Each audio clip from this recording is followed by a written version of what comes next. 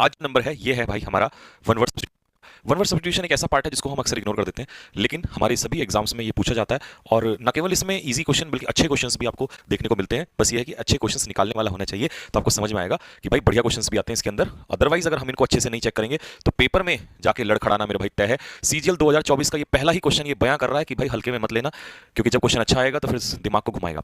A small group of people who spend their time to people into that group. तो एक लोगों का एक समूह होता है जिनका से मतलब एक ग्रुप होता है जिसमें वो कॉमन इंटरेस्ट को शेयर कर रहे होते हैं। तो उस समूह को आपसे पूछ रहा है कि क्या कहेंगे, तो इसका आंसर देखिए, बताइए मुझे फटाफट पॉज वीडियो को पॉज करके क्या आंसर होने वाला है। ओके चलिए एक्सप्लेन करते हैं। तो इसका जो आंसर होगा मेरे भाई दैट इज क्लिक। क्लिक इसका आंसर होगा, B is the correct answer. ठीक है, बाकी ऑप्शन जो है मैंने ऑप्शन भी एक्सप्लेन कर दिए हैं। ठीक है, आप इसकी जो पीडीएफ है टेलीग्राम में आपको मिल जाएगी, इसी वीडियो के नीचे लिंक दिया हुआ है डिस्क्रिप्शन में, वहां से आप टेलीग्राम चैनल ज्वाइन कर लेना और वहां पीडीएफ आपको इसकी मिल जाएगी सभी ऑप्शंस को। क्योंकि सारे ऑप्शन अगर एक्सप्लेन करूंगा तो फिर क्वेश्चंस, क्योंकि आपको पता है बहुत सारे होते हैं, फिर ये 10 या 15 मिनट की वीडियो नहीं रह जाती, फिर बहुत लंबी चली जाती है। ठीक है, मैंने ऑप्शन को कंप्लीटली एक्सप्लेन किया है, एक एक ऑप्शन। ठीक है, कि क्लैक क्या होता है। क्लैक उन लोगों का समूह होता है जो किराए के प्रशंसक होते हैं, उसे हम क्लैक कहते हैं। क्लिक मैंने आपको बता दिया। ऑब्लिक क्या होता है, ऑब्लिक के कई मतलब होते हैं। स्लैंटिंग को भी ऑब्लिक कहते हैं, जब चीज स्लैंटिंग होती है ऐसे तिरछा, उसको भी ऑब्लिक कहते हैं। और इनडायरेक्ट एक्सप्रेशंस होते हैं, इनडायरेक्ट रिमार्क, इनडायरेक्ट, उसको भी हम लोग ऑब्लिक कहते हैं। ठीक है, तो नॉट डायरेक्ट यानी कि इनडायरेक्ट बातें की है। ठीक है, और स्लैंटेड भी ऑब्लिक होता है। एंटीक का मतलब होता है पुरानी चीजें, पुरानी वस्तुएं। ठीक है, चलिए जी नेक्स्ट। फियर ऑफ फॉरेनर्स, तो आपसे पूछा था फियर ऑफ फॉरेनर्स सीजीएल 2024 के एग्जाम में, अजनबियों से लगने वाला डर क्या होता है। तो क्वेश्चन इतनी देर में क्वेश्चन को देखते ही अगर हमें आता है तो आंसर आ जाना चाहिए। इसका आंसर होगा मेरे भाई that is xenophobia. C is the correct answer. हालांकि ये भी आपके एग्जाम में पूछा जा चुका है, 24 में ही पूछा है सीएचएसएल में। निक्टोफोबिया होता है डार्क अंधेरे से लगने वाला डर। इर्गोफोबिया होता है काम से लगने वाला डर, कुछ लोगों को लगता है ना काम से डर। जीनोफोबिया बताई दी आप लोगों को, और ये होता है इंटेंस फियर ऑफ स्नेक यानी कि सांप से लगने वाला डर। नेक्स्ट, बहुत बेहतरीन क्वेश्चन है सारे। ठीक है, एक एक क्वेश्चन के नोट्स बनाना और रिवाइज करना। To go through an area में, क्योंकि देखो वो क्वेश्चन तो तुम करोगे नहीं कि भाई किसी चीज का आर पार देखा जा सके ट्रांसपेरेंट। अब इस टाइप के क्वेश्चन करोगे तो फिर आप क्या ही तैयारी कर रहे हो, है ना, वो सब तो तुम्हें आता ही है।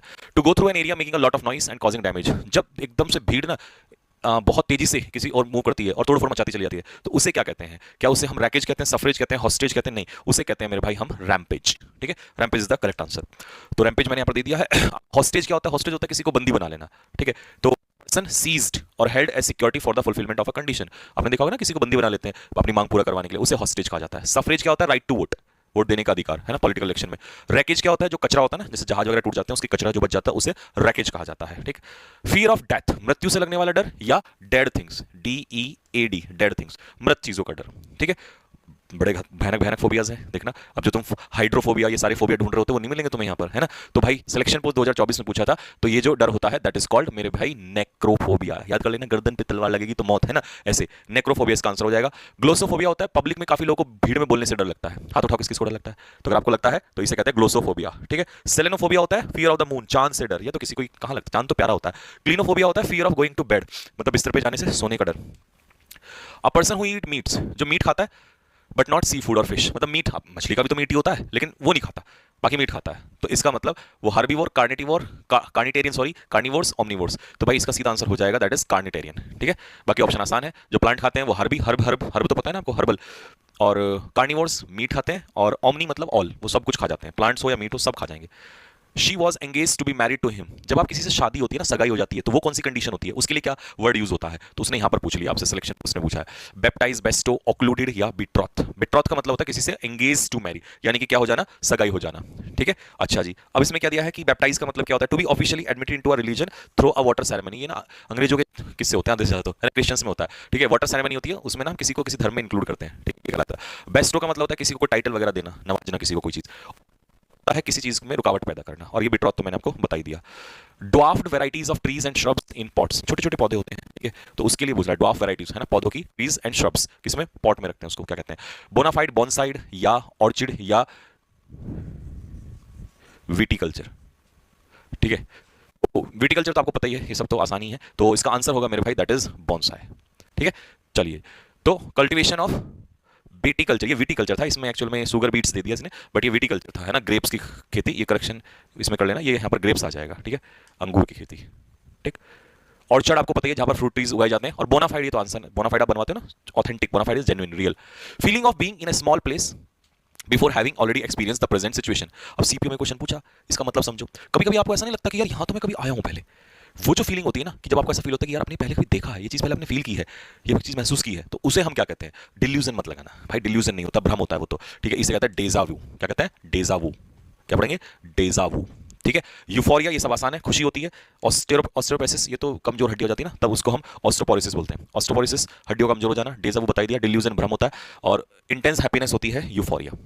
We had to study a poem of, अच्छा शोक गीत इसको हिंदी में कहते हैं, शोक गीत। तो शोक गीत रिपोर्ट अकाउंट एलिजी, तो ये कैसे पता, तो सीधा आंसर आपको लगा देना था एलिजी। एलिजी होता है, इसे कहते हैं शोक गीत।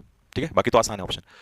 अ पर्सन हु लव्स म्यूजिक, हाँ एमटीएस ने कहा हम पीछे थोड़ी हटने वाले हैं भाई, हम कैसे पीछे हट जाएंगे, हम भी क्वेश्चन टक्कर कर देंगे। देखो तो आपको वन वर्ड भी पढ़ने पड़ेंगे दोस्त। अ पर्सन हु लव्स म्यूजिक, जिसको म्यूजिक पसंद है मेरे भाई, बताइए उसको क्या कहते हैं, क्या कहता है ये, म्यूजिक। हाँ कहते हैं भाई। देखो बाकी सारे ऑप्शन अलग हैं, यानी कि एक सीधा आंसर इसमें आप लगा देना, दैट इज मेलोफाइल। ठीक है, बाकी देखो जैसे पीडोफाइल होता है, कुछ लोगों को बच्चों से अट्रैक्शन होता है, लेकिन ये निगेटिव में है। निगेटिव मतलब जो सेक्सुअली अट्रैक्टेड होते हैं बच्चों से। एक तो होता है कि बच्चों से प्रेम होता है, यहाँ सेक्सुअली कुछ लोग इतने नीच होते हैं, वो सेक्सुअली अट्रैक्टेड होते हैं, तो उन्हें पीडोफाइल कहते हैं। बिब्लियोफाइल मेरे भाई क्या होता है, बुक्स। क्या होता है बिब्लियोफाइल, ये मैंने बता दिया ना। मेलोफाइल हो गया म्यूजिक, पीडोफाइल हो गया आप लोगों का सेक्सुअली अट्रैक्टेड, और बिब्लियोफाइल बुक्स हो गया। फाइल मतलब लव होता है। और प्लूवोफाइल एक दिन याद करो, मैंने ना आपको कहीं ना कहीं मैंने पढ़ाया T20 वगैरह में ना, मैंने बोला था कि अगर आपको बारिश पसंद है तो आपस में ना अपने इंस्टाग्राम पे या वहां पे ना लिख सकते हो दैट आई एम प्लूवोफाइल। ठीक है, नेक्स्ट देखो, जिसके सींग ही नहीं होते उस जानवर को कहते हैं पोलार्ड, तो इसका आंसर हो जाएगा यूनिकॉर्न। ठीक है, तो इसका डी आंसर है। बटलर बटलर कहते हैं। ठीक है, बटलर जो होता है वो नौकर होता है, मेल सर्वेंट होता है ये। ठीक है, पंटर, रिकी पॉन्टिंग को पंटर कहते थे, याद है तुम्हें एग्जांपल से, तो जो जुआ खेलता है कि भैया ये तो वर्ल्ड कप इसलिए जीतते हैं क्योंकि जुआ खेलते हैं ऑस्ट्रेलिया वाले। ठीक है, पोलार्ड मैंने आपको बता दिया। हालांकि यहाँ पर इसका एक और मीनिंग दिया हुआ है, a tree whose top branches have been cut back to promote new growth. समझाता हूँ। आपने देखा कि किसी पेड़ की जो सारी ब्रांचेस को काट देते हैं जिससे उसकी नई ग्रोथ आ जाए, तो काट दिया सब कुछ ऊपर से, इसे हम पोलार्ड कहते हैं। जानवर जिसके दोनों सींग काट दिए गए हों कि भैया उसके सींग उग जाएंगे, उसको भी पोलार्ड कहा जाता है। ठीक है, यानी कि बिना सींग वाला जानवर। The minister went to visit the monuments set up for people who were buried in other countries. मतलब ये कह रहा है कि मुझे उस जगह का नाम बताओ, setup for people who were buried in other countries. तो सिमेट्री तो कब्रिस्तान होता है, लेकिन उसने पता है कि उसने ये नहीं कहा कि जहां पर लोगों को दफनाया जाता है, उसने कहा वो सेटअप उन लोगों के लिए जो दूसरे कंट्रीज में दफनाए गए हों।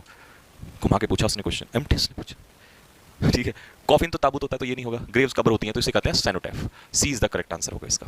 ठीक है, ग्रेव तो आपको सभी को पता है कब्र होती है, कॉफिन ताबूत होता है, सेनोटैफ मैंने आपको बता ही दिया है ना। सिमेट्री कब्रिस्तान होता है, ठीक है, बरियल प्लेस जहां पर डेड बॉडीज को दफनाया जाता है। ठीक, the tailor was called to stitch the long loose gown worn by priest. पुजारियों के द्वारा, आपने देखा होगा ना, ये क्रिश्चियंस में होता है, जो पहनते हैं वो लोग लंबा गाउन सा, उसे क्या कहते हैं, फ्रॉक नहीं, फ्रॉक तो लड़कियां पहनती हैं। कैसक, पेटिकोट्स, टक्सडोस। बताओ क्या होता है, पेटिकोट भी नहीं पहनते है ना, वो भी हटा दो यहाँ से। तो इसका जो करेक्ट आंसर होगा मेरे भाई, दैट इज कैसक्स। ठीक है, तो फ्रॉक हो गया, कैसक्स हो गया, और पेटिकोट्स हो गया, और टक्सेडोज हो गया। ठीक है, formal evening suits for man. अच्छा ये पता है ये क्या है, ये मैं बताता हूँ। आपने देखा होगा जब खाना वाना खाने के टाइम पे ना, शाम को सोते समय जो अमीर टाइप के लोग होते हैं, हम तो सोते भी उन्हीं कपड़ों में, खाते भी नहीं है ना, तो उनके लिए टक्सेडोज होता है। ठीक है, इवनिंग सूट का यही मतलब है। ठीक है, next, the branch of geography that studies mountains and their formation. सुनो, mountains and their formation, mountain जो है कैसे बने। ठीक है, जो जिसमें हम यह अध्ययन करते हैं माउंटेन्स को और उनका फॉर्मेशन। तो देखो कार्टोग्राफी तो आप इसमें लगाओगे नहीं, इसका सीधा सा आंसर लगा देना ऑरोग्राफी। ऑरोग्राफी इसका करेक्ट आंसर होगा। ठीक है, तो ये हो गया माउंटेन्स का। और ऑर्थोग्राफी क्या हो जाएगा, ये ऑर्थो डॉक्टर ऑर्थो हड्डी पे मत जाना, कभी हड्डी पे जाओ। ठीक है, इसमें होता है लैंग्वेज की स्पेलिंग्स को सीखना। ठीक है, ऑर्थोग्राफी। और पैलियोग्राफी तो आपको पता ही है कि जो हमारे एंशियंट राइटिंग्स होती है ना, जो पुराने टाइम में, पैलियोग्राफी का मतलब होता है जो हमारी एंशियंट राइटिंग्स होती हैं। ठीक है, पीस ऑफ राइटिंग्स, उसके लिए होता है, हिस्टोरिकल हैंड राइटिंग या एंशियंट हैंड राइटिंग। ठीक है, उसे हम लोग पैलियोग्राफी कहते हैं। ठीक, to give up the throne, यानी कि साम्राज्य को त्याग देना। तो साम्राज्य को त्याग देना, अब देखो ये ध्यान से देखना जरा, इसमें गड़बड़ हो सकती है ना। सिनेकी और ऑनररी बिक्विट, तो आप फंसोगे इन दोनों में। तो इसका सही उत्तर होगा एब्डिकेट का मतलब होता है किसी साम्राज्य को त्याग देना, और इसका आंसर बनेगा, आंसर तो हो गया। ठीक है, बाकी तो ऑप्शन आसान है। बिक्विट का मतलब होता है प्रॉपर्टी को वसीयत में क्या कर देना, दान दे देना। जब आप अपनी संपत्ति को वसीयत में दान दे देते हैं तो इसे बिक्विट कहते हैं। और ऑनररी पोस्ट होती है, मतलब बिना पेमेंट के जब आप नौकरी करते हो तो इसे हम कहते हैं ऑनररी पोस्ट। ठीक है, मतलब आपको नौकरी तो मिलेगी लेकिन उसका पेमेंट नहीं मिलेगा। जैसे MS धोनी को नहीं हुआ था वो जो मिली थी, पोस्ट मिली थी, और सचिन तेंदुलकर को वो। सिनेकी और होती है एक ऐसी जॉब जिसमें काम बहुत कम हो और पेमेंट लेकिन बहुत ज्यादा हो, तो उसे कहते हैं हम लोग सिनेकी।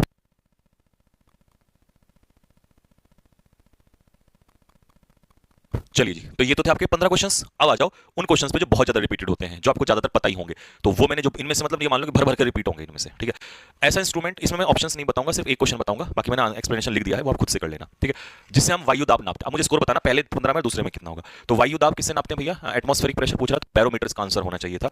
चलिए अगले क्वेश्चन पाते हैं। अ पर्सन हु ड्रॉज और प्रोड्यूसेस मैप, नक्शे कौन बनाता है, तो नक्शे कोरियोग्राफर तो डांस सिखाता है, कार्टोग्राफर बनाता है भाई नक्शा। ठीक है, enclosure to keep the birds in, तो चिड़ियाओं को मेरे भाई कहाँ रखते हैं, ये बहुत आता है, बहुत। देखिए ये मायने रखता है, इजी है, मैं इस सेक्शन में वो देता हूँ जो बहुत ज्यादा रिपीटेड होते हैं। तो एवियरी, हम इसमें एवियरी में हम बर्ड्स को रखते हैं, क्योंकि एपियरी में तो मधुमक्खियां हो जाती हैं। जो नींद में चलने वाला होता है, देखिए सोम मतलब नींद, और लोकेश, लोके मतलब बात करना, तो ये तो नींद में बात करने वाला, ये है नींद में आपका चलने वाला, ठीक है। स्टडी ऑफ इन्वायरमेंट, ये तो आसानी है बिल्कुल, आपने देखते ही मार दिया होगा। इन्वायरमेंट का अध्ययन क्या कहलाता है? इकोलॉजी, ठीक है। अ बॉक्स और केज फॉर रैबिट्स, तो जिसमें खरगोश रहते हैं, ठीक है।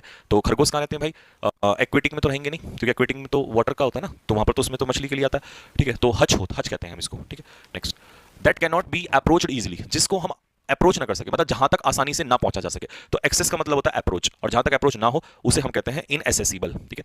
कपड़े कहाँ रखते हैं? हर बच्चा जानता है ना। आर्चीव में तो सरकारी दस्तावेज रखे जाते हैं, तो कपड़े रखे जाते हैं हमारे भाई वार्डरोब के अंदर, ठीक। Working very hard and very carefully, तो मतलब जो बहुत ही मेहनती बंदा होता है, ये तो नाराज आदमी होता है, इंडिग्नेंट होता है, बहुत ज्यादा नाराज व्यक्ति, तो डिलीजेंट हो जाएगा हार्ड वर्किंग पर्सन।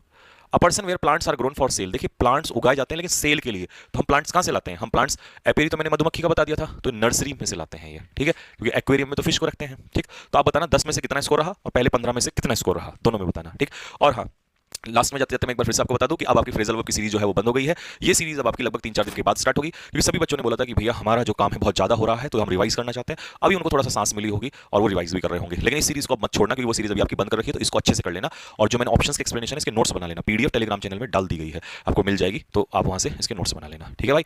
तो चलिए जी, फिर मिलेंगे आप लोगों से। अच्छा, एक कमेंट्स में मुझे जरा ये बताइएगा